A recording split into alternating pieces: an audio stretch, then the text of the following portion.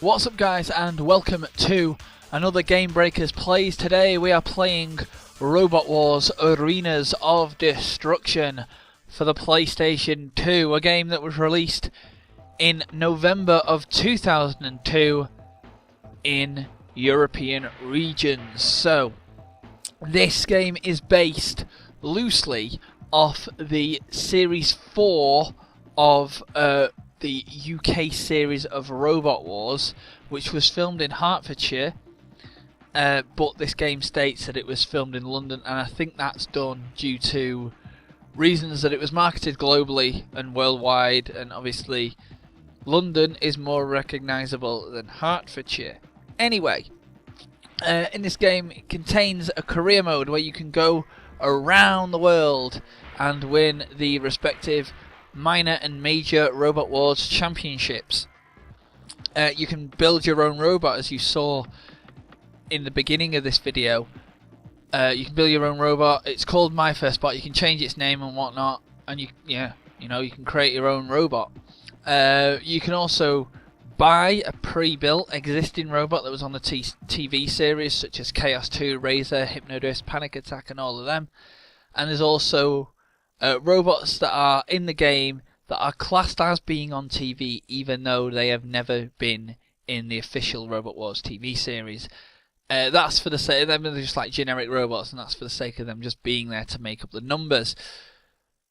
So anyway, yeah, on to the actual robot battling. As you can see here, I am in the training ground mode, which you can use to practice with new built robots or pre-existing robots just to get the feel of them.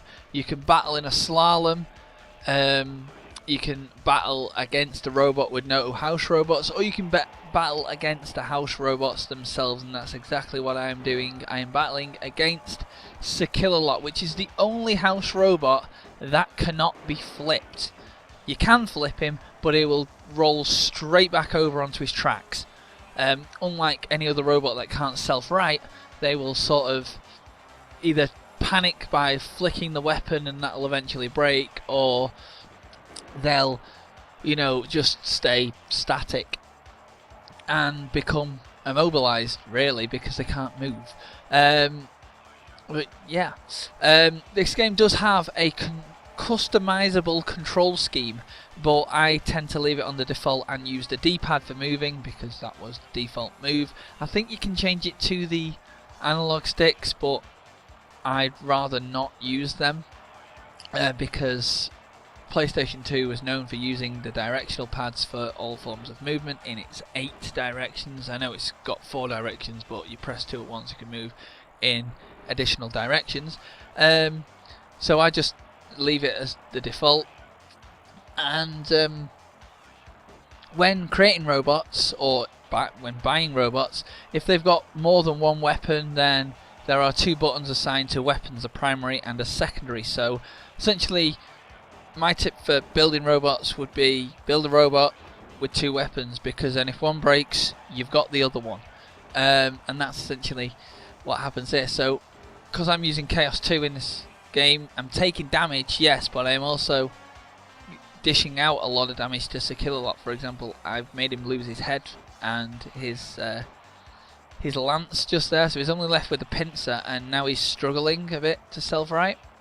But yeah, I'm taking damage, and you will take damage in the games, but I've only got one weapon, so if I end up losing that flipper, I'm essentially I've got no attack. So I've got to rely on pushing power, and then I'm going to obviously take more damage. So yeah, that was Robot Wars. It does have, like, going back to what I was saying, it does have varying arenas around the world, such as rooftops, a oil rig, and dockyards, just to name just a few. It's an alright game, but there will be a Let's Play coming up in this where I'll be using the robot that I was creating earlier on in this video. So anyway, this particular video is coming to a close. I've been Dave from Game Breakers, and I will see you when I see you. Bye.